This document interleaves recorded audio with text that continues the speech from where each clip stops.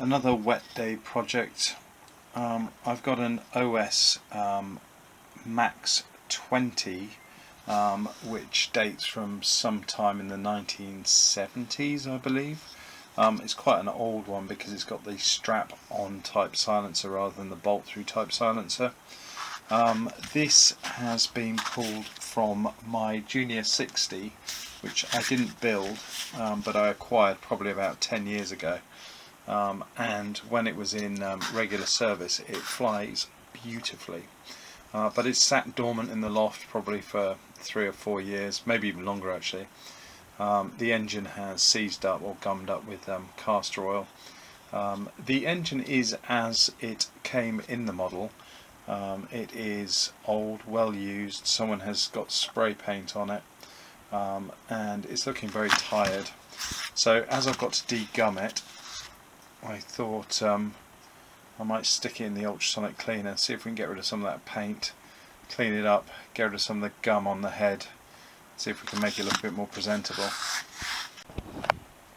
Now this engine I have done absolutely nothing to in the past. It is exactly as it arrived in the model all those years ago. It has run quite a lot of hours with me in the past, but I've never felt the need to have to do any work on it. As far as I'm aware, it's never even been out of the model. But a few things obviously spring to mind at first. One is there is spray paint, so someone has painted a model whilst this has been in it. I don't think it's the model it's currently in. The other thing is non-genuine prop nut, which is interesting. There's no sort of prop driver washer at the front. I don't know what these engines originally came with, so maybe a bit of research. I'll get a better idea once this nut comes off, whether the crankshaft is the full length or whether it's been cut down. I also noticed there's some damage to the top. I don't know how well it'll show up in this rubbish light, but some of the fins on top are bent, which shows some form of impact, I guess. So at some point it's had a wallop. But other than that, it looks okay. It's grubby, dirty, old, seized, but I think we can bring it back to life, and hopefully if the rain stops for a bit, maybe later this afternoon we'll get to run it. The first job I've got is to try and unseize it. I suspect, given that there's a little bit of wiggle in the crank, that it's the piston that's seized, so I'm going to flood it with some WD-40 and just work it, see if we can soften up that castor oil.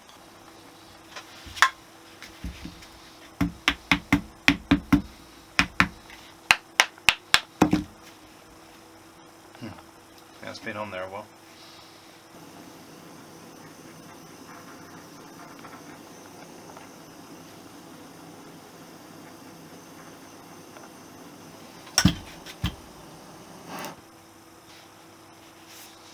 Okay, we've got some movement, but the engine's quite warm. There we go. Come on. Come on.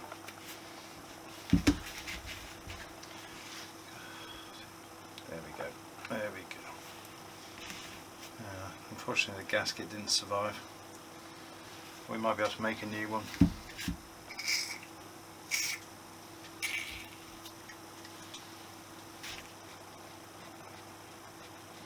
Okay, I'm just going to work that about until we get the castor oil softened up. After 5 minutes of rocking gently backwards and forwards, it's still not freed up, so I'm going to heat the cylinder to see if we can soften the varnish and hopefully get some movement there as well.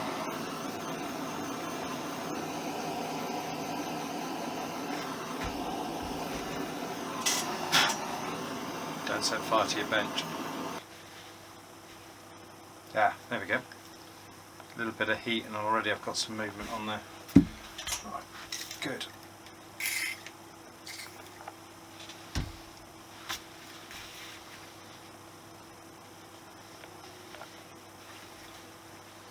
She's hot. Yeah, good. Good, good, good.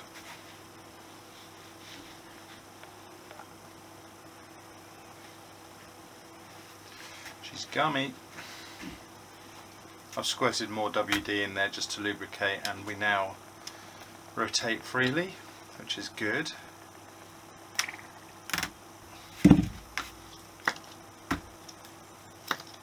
Okay, there's compression, that's good. Not a ton,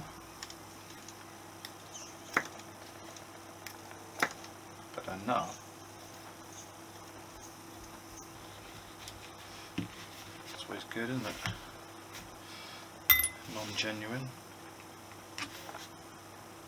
What do we got? Master air screw.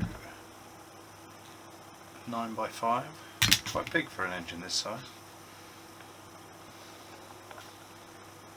I think this crankshaft has been snapped at some point, which is why it hasn't got the prop driver. That's annoying.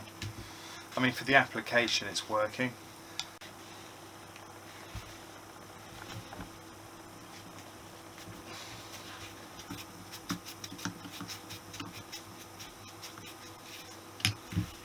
That in itself doesn't feel brilliant. I think this engine has had a hard life.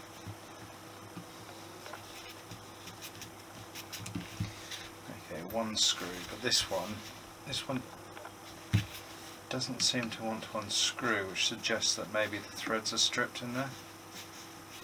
I think the threads are chewed up in the carb. Maybe with an O-ring on there, that will still be a functioning carburetor. That's annoying.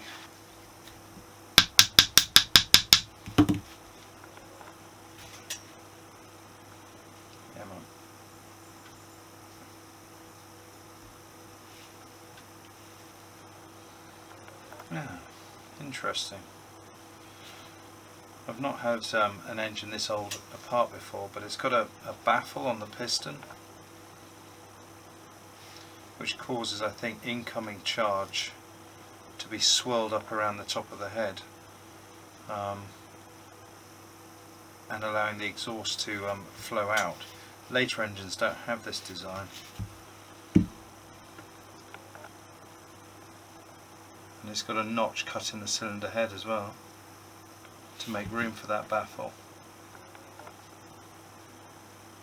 Interesting.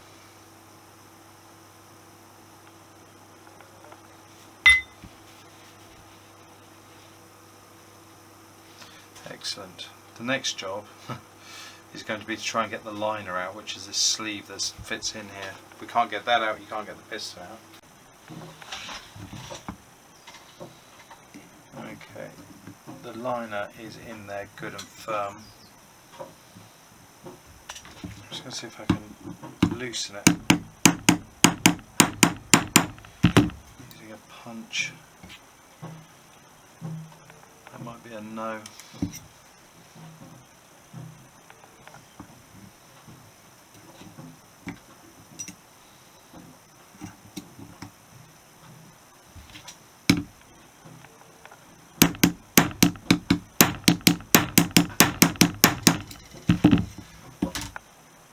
Correction, that's a yes.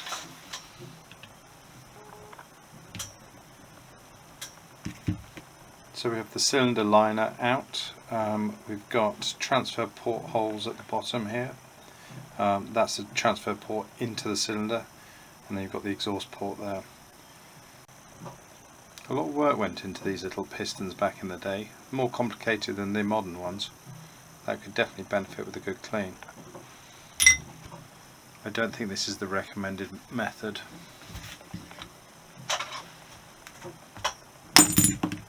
But it works. One tiny but damaged crankshaft, missing probably, I don't know, a good 5mm or more off the end.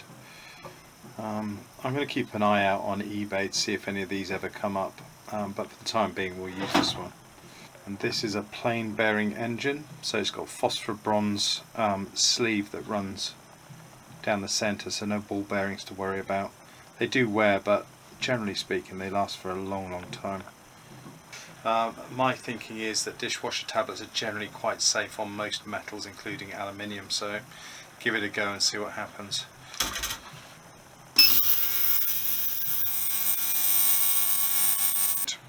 It's had 10 minutes and a bit of a soak while I had lunch. Let's see what's what. Have a quick look. I suspect it'll need longer. Oh, it's removed some of the paint, that's good. And some of the paint that's still on there seems to want to just come off. So it's cleaned up the aluminium quite nicely, and it doesn't look oxidised either, which is nice. Okay, I'm going to do the other side of that case. Again, the exhaust, probably do it a bit longer, but I'll do the other side. Cylinder head, ooh, still very gammy.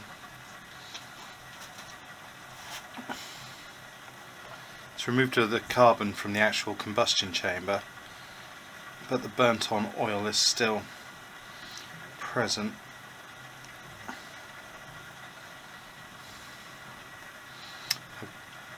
I'm going to turn it upside down and let the fins have a look at the ultrasonics, see how they get on. Right. Carburetor parts. Over there looking cleaner, much cleaner. Oh, it's done a good job on these small bits. Right, I'll put those aside for a minute. Okay.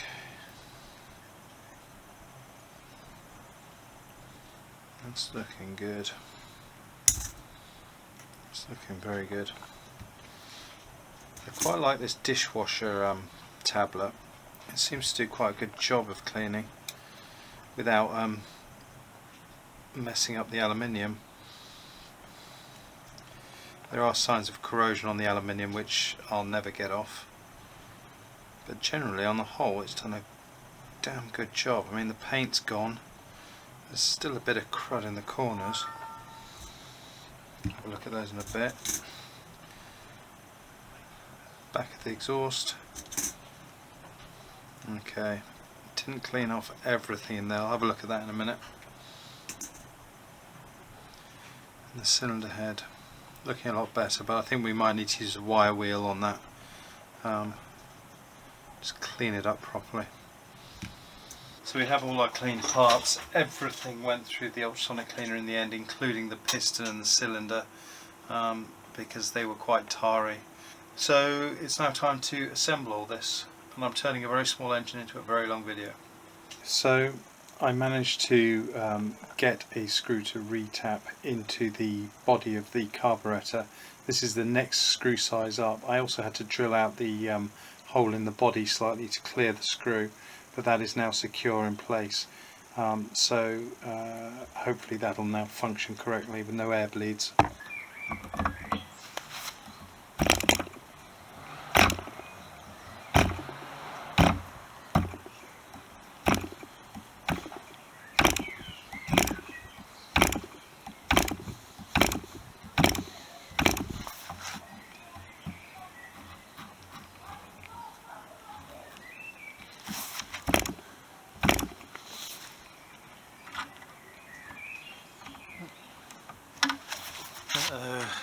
Why is that stupid design?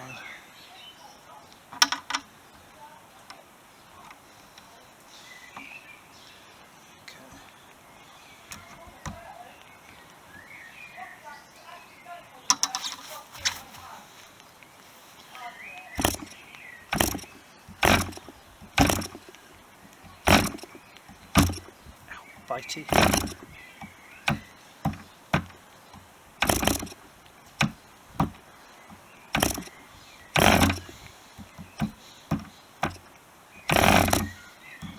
Come on.